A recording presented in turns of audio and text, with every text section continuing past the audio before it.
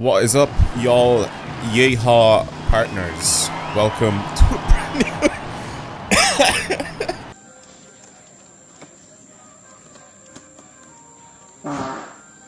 new Welcome to a brand new video on the channel. Welcome to the F450 Super Duty, everyone. So this is a vehicle that was added into this game. This is a brand new car added into this game. When I say brand new, as in like it hasn't been in any of the previous Forza titles. The sheer size of this thing, big question from I guess a silly European like myself. Who the f needs one of these things? Americans, can you please explain to me, why do you need something this size to drive around with on a daily basis? Explain to me. I understand it if it's a fully work truck, but for people that get this thing and drive it around on a daily basis, why do you need this? Thank you. Anyway, let's get back to the actual video. Welcome to another video. Welcome to a video where I drift stupid things. I consider this a stupid vehicle, therefore I'm gonna drift it. A lot of people also wanted me to slide this thing around, or at least attempt to slide it around. Completely stock right now. I just sort of whip the handbrake and just hope for the best. There's not much that can happen. I don't really have a lot of torque to be able to spin those real wheels. There, I think, yeah, I have 4 wheels on the back, pretty much. Oh god, yeah, I have significantly more grip than what the usual vehicle is like. Anyway, yeah, I don't really know what to expect with this thing. I haven't actually tried to slide it around yet. So it's a D-Class 466 as well. It's also diesel, which is probably something that I'm gonna stick with the theme of this. I want to call it a car, but it's not. This building that I'm gonna be driving around it and drifting it. So, like I said, I was gonna go ahead and try to like slide it around stock and just to see what it's like, but it's just not gonna happen. It just isn't happening. I can't do it. But obviously I need to modify this thing. I need to get it to be a lot faster than what it is now. Very, very laggy in the festival for some reason. It's fine. The game will catch up to me anyway. There we go. It's caught up. Now, engine swaps. I definitely want to engine swap this thing. What's it got in it? A 6.6 liter. Oh my god. Jesus Christ. I guess there really is no replacement for displacement in America land. Put LS in it. Put the Viper V10 in it. There's a bunch of different types of engines actually that we can put in this thing. 6.5 liter V12, that's a Lambo engine. There is also... Oh, there isn't the diesel in it. Not for this anyway. A 7.4 liter V8 twin turbo. What engine is this from? It puts out 1,750 horsepower. What? What about this one? The 7.7 liter V12. I really have to look up all of these engines. Somebody will let me know in the comments below, 100% anyway. But I think that is ridiculous. I just want to see what sort of power these make. What does this sound like?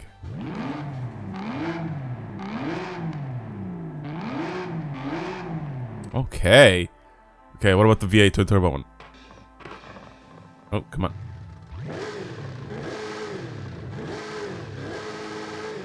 This sounds like a racing engine.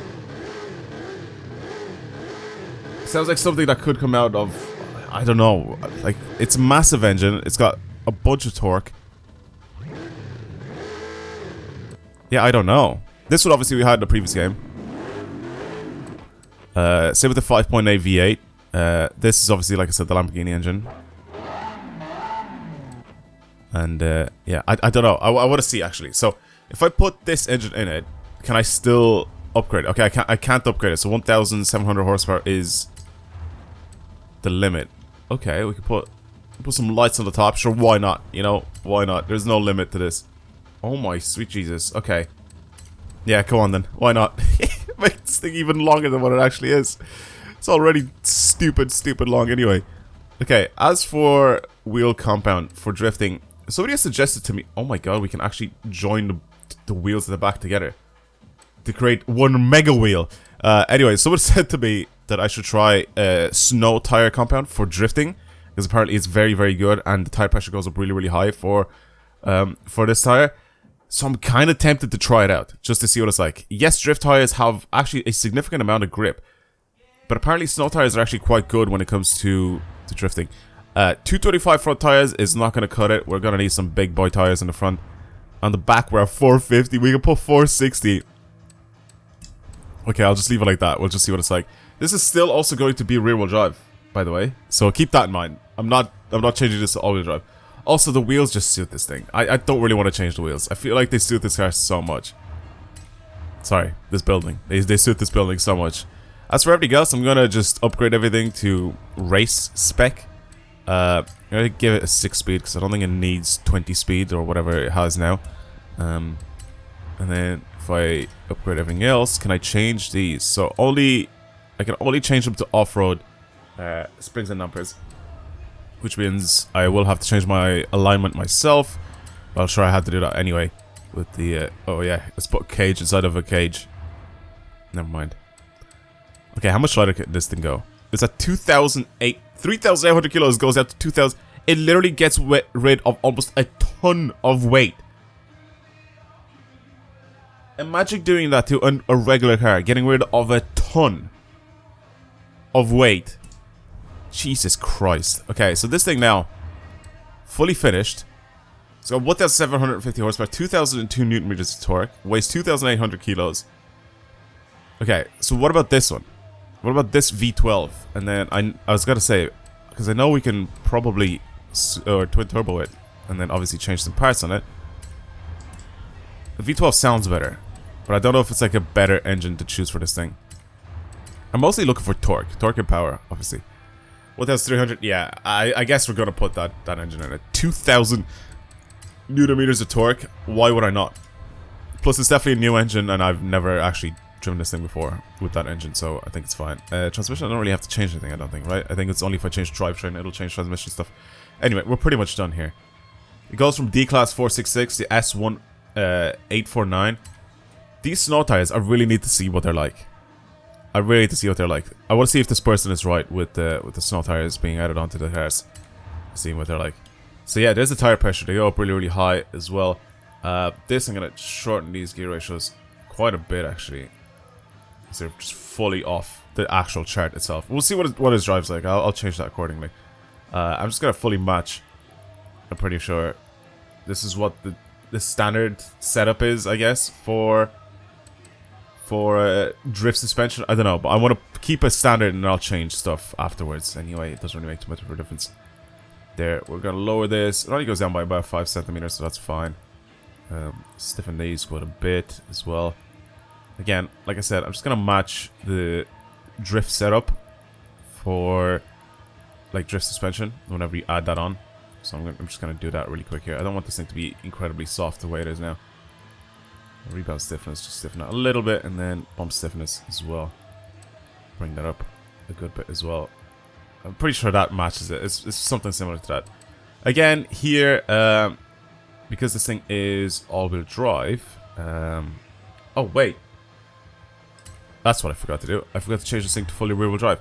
I mean, I can technically keep that and then just change it to rear-wheel drive like that. Where am I going? What am I going all the way back out for? There we go. I completely forgot. I honestly thought that this was rear-wheel drive. I don't know why. I don't know why I thought this was rear-wheel drive. Wait, so does that mean... Yeah, that means that my transmission needs to be rebought and everything. So change that again. 6-speed. That. And... drift diff. Whatever that means. It doesn't mean anything. It literally just gives you an option. Or sorry, a setting for your diff. So it doesn't really make too much of a difference, I don't think, what you pick, because you can just change it anyway afterwards, like now, when I'm in the menu. What is that gear ratio? What are these? What's happening here? What is going on here? What was that? What were those gear ratios that I've just seen? Okay, we'll leave that the way it is. Again, everything else is pretty much the same. Anti-roll bars, I could have stiffened those a little bit, but it's fine. And then again, all the power goes to the rear wheels. I'm gonna bring the deceleration as well up. We'll see what it drives like then afterwards. Let's just drive this thing. That's enough of me messing around with that. Right then. Jesus.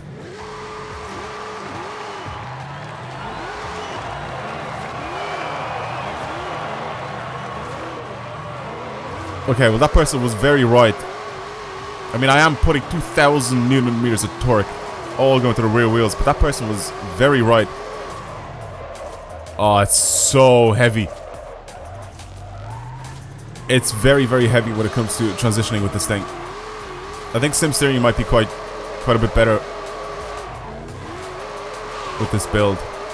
I also need to change my suspension settings a little bit.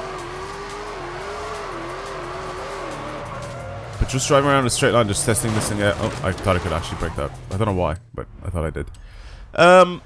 Right then, let's bring it down the hill. I'm gonna mess with my suspension a tiny bit, I guess, just to see what I could change. And by suspension, I mean my like camber and tone, all that sort of stuff.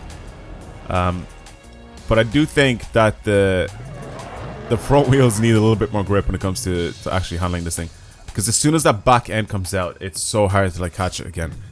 But it's actually doable. I can actually slide this thing. So give me one sec. This is the share code for it if you want to get it yourselves. 177468150. This is honestly one of the funnest trucks, or one of the funnest vehicles I've ever drifted in Forza games. Honestly, it is genuinely so much fun. I may still need to work on my gear ratios a little bit, or just sort of position myself in better better positions on the road to be in the right gears. But watch this thing slide.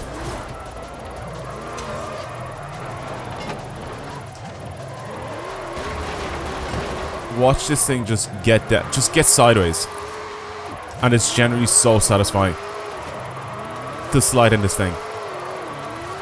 I won't have as much steering angle as I do with some of the cars, obviously, that have drift suspension, but for a rear-wheel drive, absolute apartment of a car, or truck, or whatever it is you guys want to call this thing, it is genuinely so fun to drive.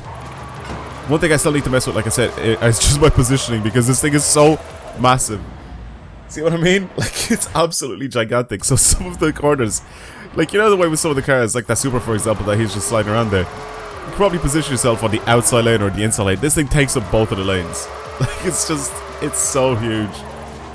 And it definitely feels this weight. I'm still sliding around on normal steering, so no sim steering. It probably would be better with sim steering. I think it'll make it a little bit more agile than what it is now. But it is genuinely so good. For what it is, it's an excellent thing to slide. You just have to be so careful with the amount of throttle that you put down. That's my big thing. My big thing with it, which you have to just get used to it. It's just the amount of throttle that you put down, because again, like I said, I don't have, you know, the steering angle that I have with drift suspension.